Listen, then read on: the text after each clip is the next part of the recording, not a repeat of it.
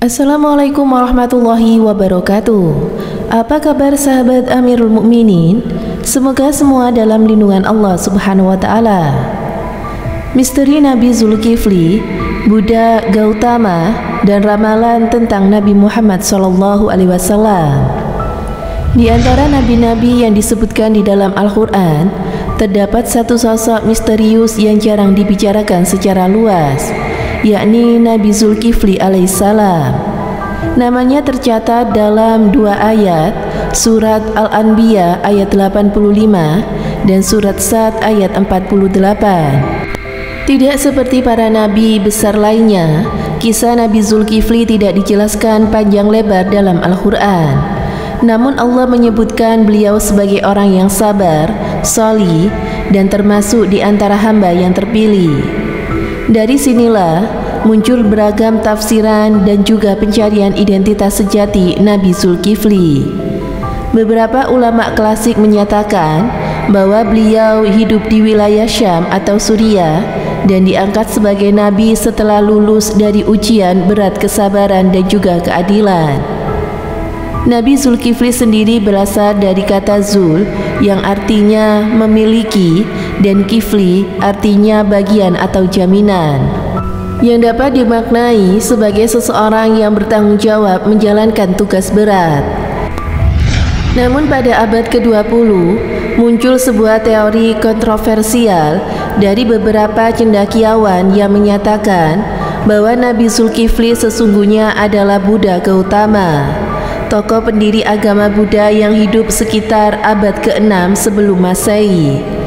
Teori ini berawal dari dugaan bahwa nama Zulkifli merujuk pada kota kelahiran Buddha, yaitu Kapilavartus, di wilayah Nepal, India. Menurut pandangan ini, kata Zulkifli dianggap sebagai bentuk Arabisasi dari Kapilavartus atau Kapilvartus yang disebut dalam aksara Pali atau Sanskerta. Selain itu, Buddha dikenal sebagai tokoh yang sangat sabar, penuh kasih, dan mengajarkan kedamaian, selaras dengan ciri Nabi Zulkifli dalam Al-Quran. Teori ini sempat mendatangkan sorotan dari cendekiawan Muslim seperti Abdul Kalam Azad, seorang pemikir besar asal India. Ia menulis bahwa ajaran Buddha pada hakikatnya mengandung prinsip-prinsip tauhid yang sudah diubah oleh pengikutnya menjadi sistem lingkarnasi dan juga politisme. Azad mengatakan bahwa kemungkinan besar Siddhartha Gautama adalah nabi yang tidak disebutkan secara detail dalam Al-Quran, atau mungkin adalah Nabi Zulkifli itu sendiri. Namun, teori ini mendapatkan bantahan dari banyak ulama dan juga peneliti Islam. Mereka menyatakan bahwa perbedaan waktu hidup keduanya sangatlah besar. Buddha Gautama diyakini hidup sekitar tahun 623 sampai 543 sebelum Masehi. Sementara menurut sebagian pendapat, Nabi Zulkifli hidup jauh lebih awal, pada masa sebelum Nabi Ilyas atau semasa dengan Nabi Hizkil, sekitar 1000 sampai 1500 sebelum Masehi. Selain itu, perbedaan karakteristik dan juga misi antara keduanya sangatlah mencolok. Buddha Gautama dikenal sebagai tokoh yang tidak pernah menyebut nama Tuhan, bahkan menolak untuk membahas soal penciptaan. Ajarannya berfokus pada etika, kebijakan, dan juga meditasi menuju pencerahan pribadi atau nirwana, bukan pada wahyu dari Tuhan. Sedangkan Nabi dalam Islam adalah hamba Allah yang menerima wahyu untuk disampaikan kepada umatnya. Dari sini, banyak ulama menyimpulkan bahwa mustahil Buddha adalah seorang nabi dalam pengertian Islam, apalagi disamakan dengan Nabi Zulkifli. Namun perdebatan tak berhenti di situ. Dalam literatur Buddhis terdapat sebuah nubuat mengenai kedatangan seorang tokoh pada masa depan yang disebut Maitreya Buddha. sosok ini diramalkan akan muncul setelah ajaran Buddha lenyap dari dunia, membawa kembali dharma atau kebenaran dan membimbing manusia ke jalan yang benar. Nama Maitreya berasal dari kata Maitri atau cinta kasih, yang dalam bahasa Arab berarti rahmah. Beberapa cendekiawan Muslim mengaitkan Maitreya itu dengan Nabi Muhammad SAW, yang juga dijuluki sebagai rahmatan lil alamin atau rahmat bagi semesta alam. Mereka menyebutkan bahwa sifat-sifat Maitreya mirip dengan Nabi Muhammad SAW, seorang pemimpin spiritual dan sosial, pembawa ajaran baru dan menyempurnakan agama sebelumnya. Bahkan disebutkan bahwa Maitreya akan datang dari tanah barat, bukan dari India, dan memiliki ribuan pengikut. Namun pandangan ini juga tidak luput dari kritik. Para ahli Buddhisme menyebutkan bahwa Maitreya bukanlah nubuat personal sebagai nabi dalam Islam, melainkan lebih kepada konsep siklus ajaran dalam dunia Buddhis. Maitreya tidak disebutkan akan membawa wahyu dari Tuhan, melainkan memunculkan kembali ajaran Buddha yang hilang. Maka tidak ada bukti yang kuat yang menyatakan bahwa kitab Buddhis secara eksplisit meramalkan sosok Nabi Muhammad SAW. Meskipun ada upaya untuk menemukan titik temu antar ajaran, tetapi harus diakui bahwa ajaran Buddha dan Islam berbeda secara fundamental. Dalam Islam, tauhid adalah inti, sedangkan dalam Buddhisme, konsep ketuhanan tidak menjadi pusat ajaran. Bahkan banyak ahli Buddhisme tidak mempercayai Tuhan sebagai pencipta. Ini sangat berbeda dengan ajaran Islam yang menekankan keesaan Allah sebagai dasar iman. Kesimpulan berdasarkan telaah sejarah, bahasa, dan juga teologi. 1. Nabi Zulkifli bukanlah Buddha Gautama.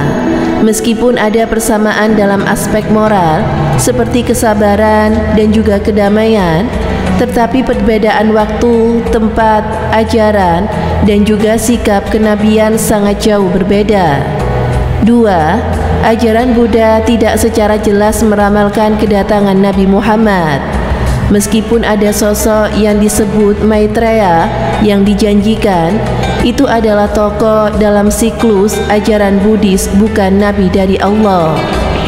3. Klaim kesamaan antar Nabi Zulkifli, Buddha, dan juga Nabi Muhammad hanyalah tafsir simbolik atau cocok logi yang tidak mendapatkan dukungan dari mayoritas ulama dan tidak ditunjang dalam bukti ilmiah maupun nas yang kuat. 4. Namun upaya mencari titik temu nilai-nilai universal seperti kasih sayang, kebaikan, dan juga kedamaian tetaplah penting untuk menjalin dialog antar umat beragama selama tidak mencampur adukkan akidah. Semoga bermanfaat. Wallahu a'lam bissawab. Wassalamualaikum warahmatullahi wabarakatuh.